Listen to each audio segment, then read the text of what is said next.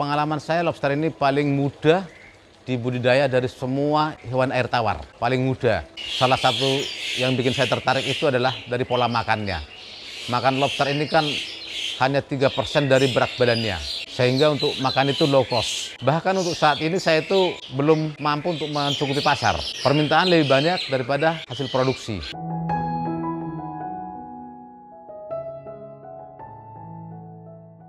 Perkenalkan, saya Pak Manurung, biasa dipanggil Pak Manurung, sama dengan nama farm saya, Manurung Farm, Lobster Air Tawar. Saya bertempat di Bayat, Kabupaten Klaten.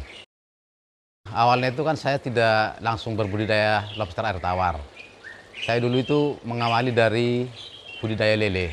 Seiring dengan perkembangan, karena lele itu kan sudah komoditas, yang menentukan harga juga pasar, biaya untuk perawatan lele juga besar, sementara profitnya kecil.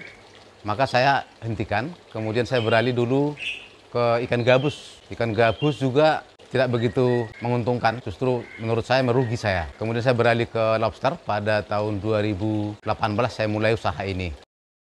Kalau background saya itu saya ASN, saya pegawai negeri di sebuah puskesmas, tetapi di waktu-waktu luang bekerja itu saya manfaatkan untuk kegiatan budidaya ini. Saya alokasikan waktu saya itu pagi hari sebelum berangkat kerja, kemudian sore hari setelah pulang kerja. Pengalaman saya, lobster ini paling mudah dibudidaya dari semua hewan air tawar. Paling mudah. Karena saya sudah mencoba beberapa itu, budidaya lobster ini memang paling mudah menurut saya. Ngasih makan cuma sekali sehari, cuma sore hari aja. Untuk air, itu kita tidak perlu banyak-banyak. Cukup dengan 5-10 cm. Yang penting itu untuk budidaya lobster ini kan harus ada 3 komponen yang perlu kita siapkan. Yang pertama itu air, kemudian harus ada shelter, kemudian harus ada aerator. Itu wajib untuk kehidupan lobster air tawar. Kalau perawatannya minim sekali sih, asal kualitas air terjaga sama pemberian pakan selalu terjamin, lobsternya pasti survive. Sama sekali belum pernah saya itu mengalami mati massal. Artinya begini, lobster itu kalau mati massal itu kan karena terserang oleh penyakit. Nah, saya berbudidaya sudah hampir 5 tahun ini, ya mudah-mudahan jangan sampai, belum pernah kena penyakit. Karena memang saya maintenance airnya. Jadi kalau misalnya air saya lihat kondisinya sudah nggak bagus gitu, ya langsung saya ganti yang baru. Nah, yang perlu digarisbawahi Pak, bahwa lobster air tawar itu tidak boleh diganti airnya secara total, nggak boleh. Karena nanti dia akan mengalami adaptasi ulang. Padahal kematian lobster itu kebanyakan itu kalau gagal adaptasi. Maka kalau mengganti air itu kalau saya paling 70%, maksimal 70%. Untuk saat ini saya sudah punya kolam sekitar 40 kurang, 40 buah kolam. Itu kalau jumlah lobster untuk saat ini sekitar 1000 lebih. 1000 ekor lebih. Yang 1000 ekor lebih itu ya ada bibit 1 inci, 2 inci, 3 inci, kemudian indukan 4 in, 5, 6. Yang datang ke sini konsumen untuk beli itu yang indukan 4 inci ke atas, yang paling banyak. Tapi tidak mengurangi di ukuran 1, 2, dan 3 in. Tapi memang kan kalau dia ingin berbudidaya, saya tinggal bertanya, dia hanya ingin membesarkan atau ingin berbudidaya? Kalau hanya ingin membesarkan saja ya cukup beli bibit yang 1 in, 2 in, 3 in, sebar di kolam, besarkan, tunggu sampai 6-7 bulan, bisa panen. Tetapi kalau dia beli indukan, itu nanti dia akan tahu proses. Mulai dari gendong telur, sampai turun buraya, kemudian bagaimana untuk mengkarantina indukannya lagi. Jadi dia bisa mengikuti proses budidaya lobster itu kalau dia mulai dari indukan. Jadi sering saya sarankan itu kalau mau ya dari indukan. Setelah kita kirim ke konsumen, itu biasanya 2 minggu itu sudah ada yang bertelur. Tapi mungkin belum banyak lah, gitu. Paling tidak nanti sebulan itu bisa bertelur semua. Nah setelah itu nanti kalau dia melihat sudah bertelur, yang bertelur itu diambil Pak. Diambil kemudian dimasukkan di kolam pemijahan. Ya bisa di kolam pemijahan, bisa di akuarium, bisa di ember, bisa di styrofoam, atau dimanapun. Yang penting ada air, ada aerator gitu. Ditunggu di situ sampai 1 bulan, 30-35 hari. Ditunggu di kolam pemijahan tadi. Nanti setelah dia menetas, ya indukan diambil, dikawinkan lagi. Kemudian burayanya dibiarkan di situ sampai minimal ukuran 1 in. Kemudian baru dipindah ke kolam pembesaran. Awalnya satu kolam. Itu pakai terpal dulu saya awalnya. Kemudian setelah kok banyak yang menetas, kemudian baru saya pindah ke kolam yang kecil-kecil. Salah satu yang bikin saya tertarik itu adalah dari pola makannya. Makan lobster ini kan hanya 3% dari berat badannya. 3% dari berat badan lobster itu. Sehingga untuk makan itu low cost. Sangat rendah sekali costnya.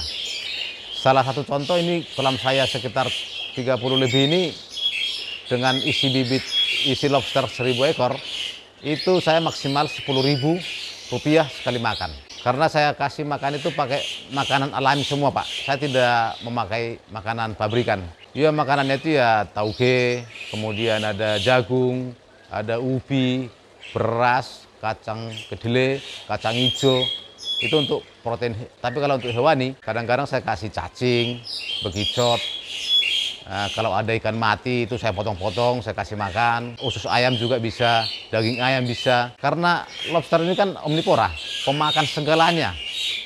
Apapun dimakan. Kadang-kadang saya kasih kangkung gitu sore hari ya dimakan. Kesalahan awal itu ya bisa dibilang salah, bisa tidak sih.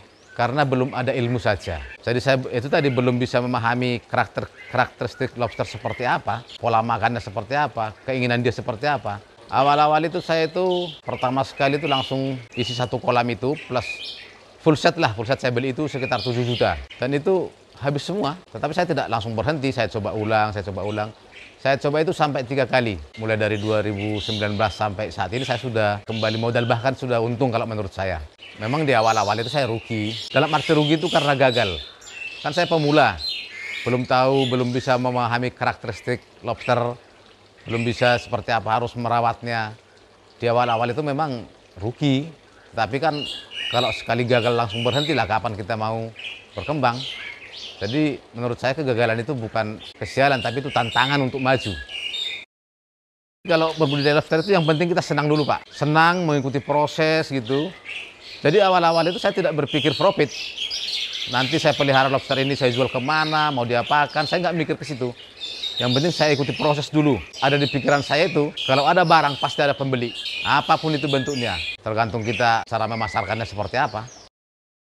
Kenapa saya bilang peluang untuk lobster ini masih luas? Yang pertama, pembudidaya masih sedikit.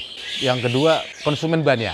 Berarti kan peluang pasarnya masih terbuka luas. Bahkan untuk saat ini saya itu belum mampu untuk mencukupi pasar. Permintaan lebih banyak daripada hasil produksi. Tantangannya itu memang ya kurang banyak kolam lah. Orang-orang atau tetangga-tetangga teman dekat gitu kita ajak untuk berbudidaya. Mereka itu masih bingung. Masih bingungnya nanti saya jual kemana gitu. Saya membuka pelatihan itu ya untuk menjelaskan hal-hal seperti itu. Dan kita itu buyback, Pak. Jadi kalau ada mitra itu kita beli kembali itu hasil produksinya. Sampai dia bisa berdiri sendiri. Nanti kalau dia sudah bisa menjual ya kita lepas. Karena dia jual ke konsumen langsung kan dia bisa bikin harga sendiri. Tapi kalau dijual ke saya kan ya saya penampung ya jelas harganya lebih di bawah. Anak istri saya itu sangat mendukung. Sangat mendukung, justru mereka itu malah kalau saya tinggal pergi kemana seminggu gitu, istri anak saya yang ngurusi. Ya, karena mungkin apa ya? Karena mungkin istri saya itu sudah menerima hasilnya, bisa dinikmati, gitu. Jadi mereka itu malah mendukung. Jadi kalau mau ngasih makan pun tidak saya sendiri lagi. Anak istri itu sudah tahu jam sekian itu nanti makannya lobster udah dipakani. Kalau harga jual untuk indukan ya, saat ini masih di range 150 sampai 200 per kilo konsumsi. Tapi kalau indukan ya mulai dari 250 sampai 600 per setnya, tergantung dari size-nya. Kalau untuk bibit mulai dari 2.000 sampai 6.000 per ekornya. Jadi tergantung dari size lobster itu. Karena memang yang kita jual murni budidaya, hasil budidaya. Jadi yang paling signifikan itu untuk mengetahui itu apakah hasil budidaya atau tangkapan dari kualitasnya. Tingkat kematian tinggi, itu sudah saya curigai bahwa itu bukan budidaya.